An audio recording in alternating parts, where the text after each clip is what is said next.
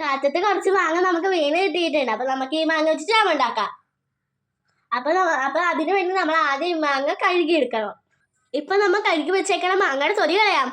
മാങ്ങയുടെ തൊലി കളഞ്ഞ് വെച്ചിട്ടുണ്ട്. അപ്പൊ നമുക്ക് ഇത് ചെറിയ പീസസ് ആക്കി അരിഞ്ഞ് വെച്ചിട്ടുണ്ട്. അപ്പൊ നമുക്ക് ഇതൊന്ന് മിക്സിയുടെ ജാറിലിട്ട് അരിച്ചെടുക്കാം.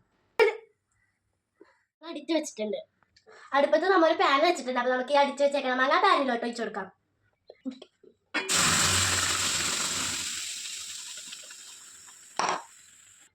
ജ്യൂസ് ആക്കിയ മാങ്ങ അത് നമ്മൾ ഈ പാനിലോട്ട് ഒഴിച്ചിട്ടുണ്ട്. അപ്പൊ നമുക്ക് ഇതൊന്ന് ഇളക്കി കൊടുക്കാം.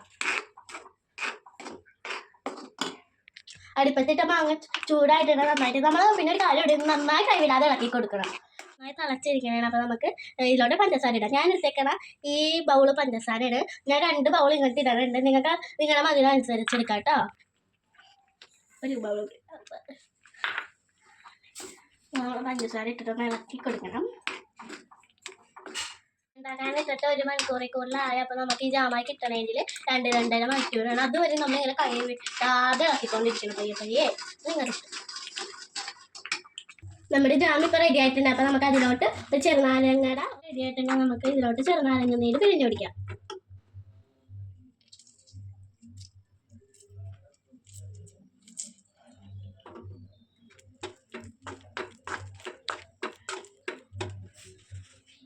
നമ്മൾ 10 മിനിറ്റും കൂടി ഇട്ടിട്ട് ഗ്യാസ് ഓഫ് ചെയ്താൽ മതി കേട്ടോ.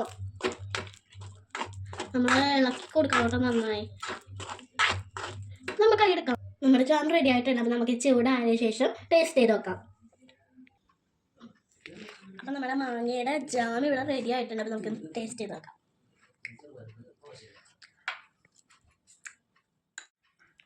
സൂപ്പറായിട്ടുണ്ട്. നിങ്ങൾ വീട്ടിലുണ്ടാക്കി നോക്കാം. സൂപ്പർ.